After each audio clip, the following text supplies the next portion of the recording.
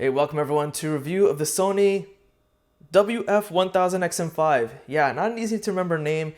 And here, this video presented by me, whose name I also forgot. You know what, I'll let the text pop up and you can butcher the pronunciation of my name, because that's happened my entire life. If you want to see the written version of this review, you can find a link to my website in the video description. Anyways, moving along, despite this being called the XM5s, this is the third generation of Sony's truly wireless earbuds. And they're considered premium quality, and they're actually superb. But let's find out why, because despite them being earbuds, they have a tremendous amount of things going for them. Like, it's actually absurd what Sony has accomplished, but let's dive into it. And the first thing we're going to discuss is the price. Here in Canada, it's priced at a whopping $429, but despite them being out for only about roughly 2 months, they're already going on sale for $348. In the United States, the regular price is $298. For connectivity, it uses Bluetooth 5.3. That's right, 5.3, which is still pretty rare for today's day and age. And the range in the manual is listed about 33 feet. However, in my testing, I was able to get about the same with one wall in between. And in that range testing, I prioritized in the app sound quality over Bluetooth connectivity. If I switched it, so I prioritized Bluetooth stable connection over sound quality, I actually was able to get closer to 60 feet with one wall in between, and the sound was still rock solid. So Bluetooth range is far better than what Sony claims. Although one thing I noticed is that because my laptop has a lower version of Bluetooth capability compared to my cell phone, the range wasn't as good. So the latest and greatest Bluetooth technology, the better the range and capability. It does support dual connectivity, which means that you can have it connected to, say, a computer and cell phone at the same time. So if you're listening to music on your computer and your cell phone rings, the audio on your computer will automatically pause, answer the call on these, and when you're done the call, it'll automatically resume on the computer.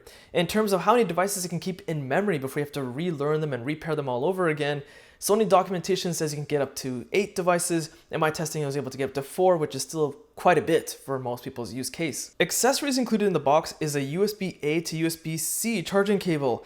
I'm not sure why, but Sony did not make this a pure USB-C cable in today's day and age, so a little bit of a bummer there. And that charging cable is measuring in at just a little over 8 inches. Also included in the box is different ear tip sizes. They come in extra small, small, medium, and the medium already being on the earbuds out of the box, and a large fitting, so they'll accommodate various ear sizes. One complaint that I do have is that the ear tips do get dirty very easily. Yes, my ears are clean. Yes, I shower often. Despite me smelling, I can't seem to get rid of this body odor smell, but my ears are very clean. Let's put it this way, when I was recording some very close-up angles for this video, for that professional aesthetic look, whenever the earbuds were placed on my table and they kind of rolled around a bit, they would pick up some slight dust. It would be very apparent on those close-up angles on the camera on the earbuds. I had to stop filming, clean them off. It's a bit of a pain in the butt. So nothing gross that'll be like, oh my god, I'm never going to wear these earbuds, but it is annoying. We'll have to clean them more often than, say, you would with different ear types that uses a silicone-based fitting. There's no charging brick included in the box, so basically you need to charge this using your own cell phone power adapter perhaps, or you can actually use the connection directly to a computer, which is my preference. The earbuds themselves look sleek, simple, and elegant. The earbuds themselves are very compact. In fact, they're about roughly 20% smaller compared to the previous generation according to Sony. And this is achieved because there's no physical buttons on the earbuds. Everything is 100% touch-based controls. One complaint that I have about the earbuds body though is that they're very slippery plastic. So when taking them out of the case, it's a bit of an annoyance because they're sealed in here magnetically. So when you try to pull them out, you risk slipping and dropping them. So if you're gonna do that near, say, a subway train track, they might fall on the tracks, or on a busy street, someone might kick them by accident. So just be cautious where you open them and take them out. There are no fins or extended areas of the earpiece. This helps greatly with comfort when wearing glasses. Because it rests right in your ear and that's pretty much it, the outer edges of your ears don't press against your glasses, so everything feels very natural. For those of you that don't wear glasses like myself, they're actually very comfortable. I can wear them for about 2-3 hours straight non-stop without any type of discomfort, which is a great companion for traveling, which I'll get more into with noise cancellation. What's interesting is that these are considered premium earbuds, so I didn't expect much when it comes to comfort level with working out. I thought they would kind of slip around often when I got a bit sweaty. However, despite that, during a leg day, when I was doing deadlift, which causes my head to go up and down with the motion of each rep, or at an odd head angle when I'm doing lying down leg curls, They almost never shifted around at all. The experience was actually great when exercising, so this could be an all-around companion for you. The case looks simple. It's just a simple narrow case with the Sony logo on the top and an LED charging status indicator on the front. However, that charging indicator to understand what each color means and the flashing pattern is really cumbersome. There's only like 2 or 3 colors you need to know about, green being that it's high in charge, orange is being that's more medium level. But the rest of them, if you look at the manual online, is really complicated. The best thing to do is just open up the Headphones Sony app on your cell phone and check the battery status from there. The case opens from the top and uses magnets, as I mentioned earlier, to keep the earbuds intact when placed in their slots. Color options available are pretty limited, but they come in black, as I have on this review, and silver. One thing I want to make very clear is that according to Sony documentation, they are not dust resistant, so try not to get them too dirty, but they are IPX4 rated for water resistance. So they're not meant to be submerged underwater, but if you're running in the rain or something, it should be just fine. If you need to replace any of the ear tips for whatever reason, maybe they get damaged or ripped, as of today here in Canada, they're not available from Sony. In fact, when you buy them from third-party manufacturers, you want to be cautious because they can ruin the sound quality. Sony's put a lot of effort into making sure that the tips that they come with don't distort the sound quality and they don't ruin the ANC performance. The one that I've researched that seems to do a decent job, the brand is called Comply. They seem to be doing the closest in terms of quality compared to Sony's. All controls on the earbuds, as I mentioned earlier, are touch-based.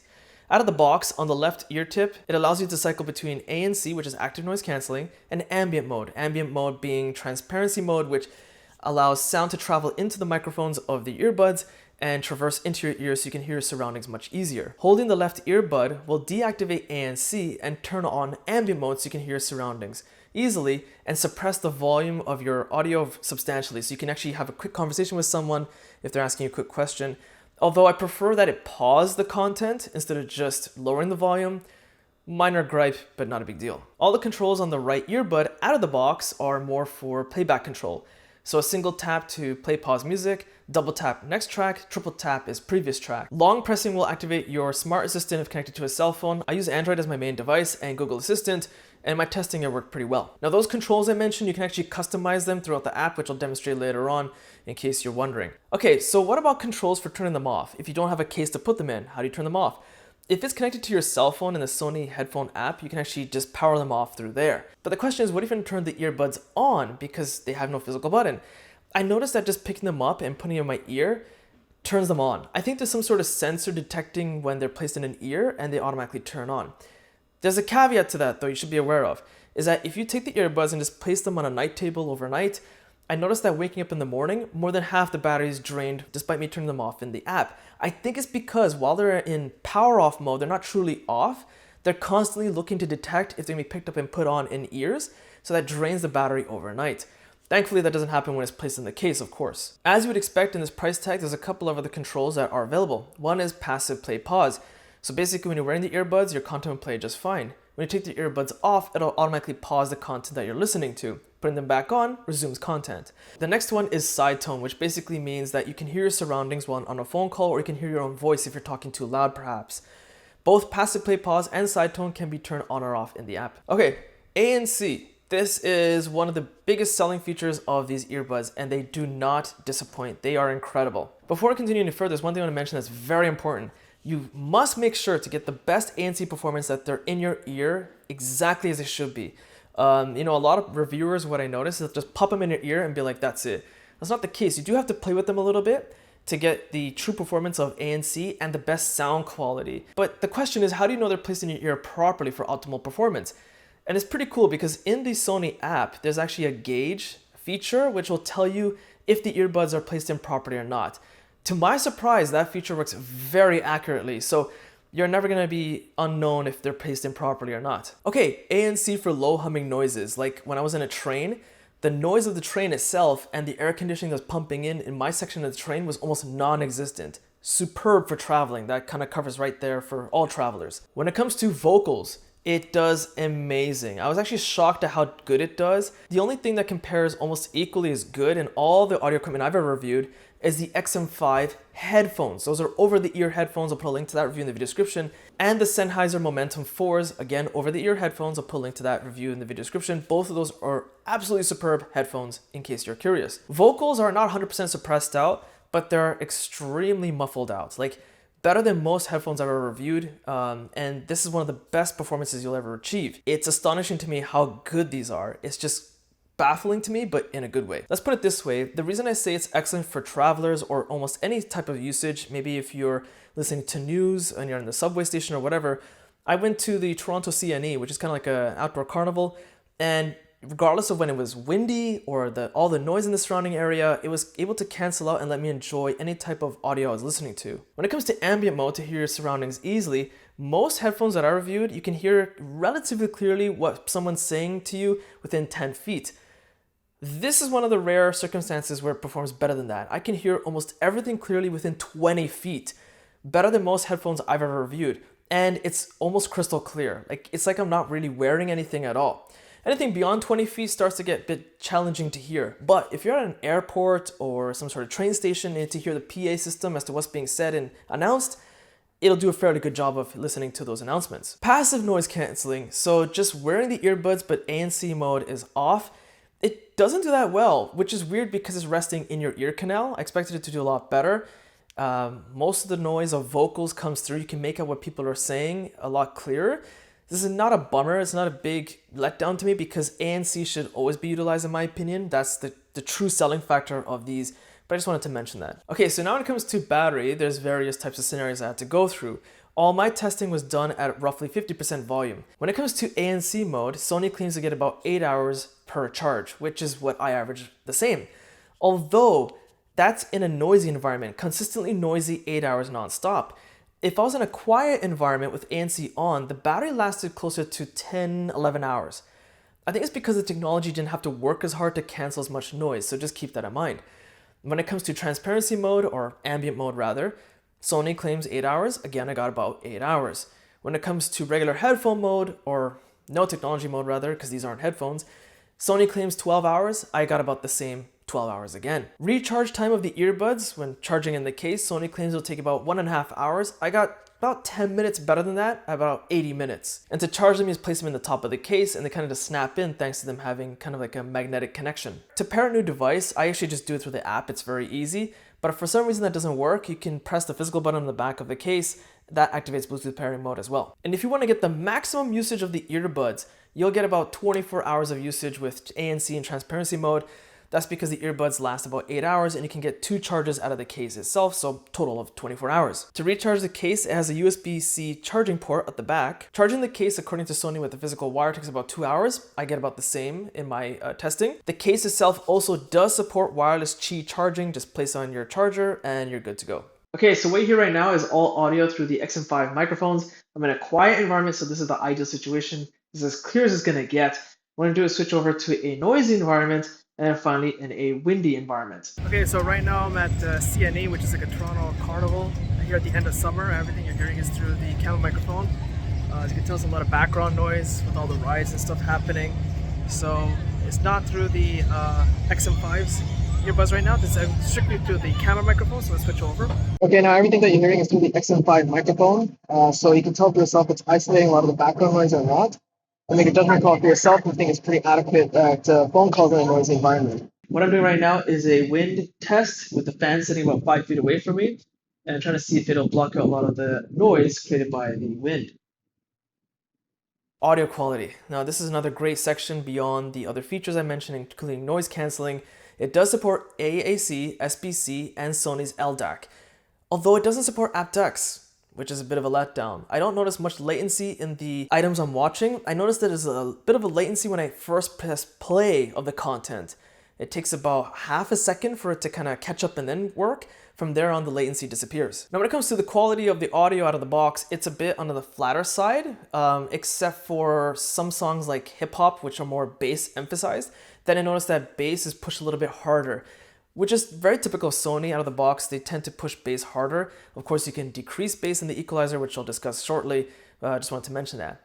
But when it comes to the true magic of adjusting it in the equalizer itself, when it comes to bass, you can get some big booming sound. That's because you have the equalizer for the bass itself, but then in the app, there's a clear bass notch, which is like an additional slider to slide the bass even higher.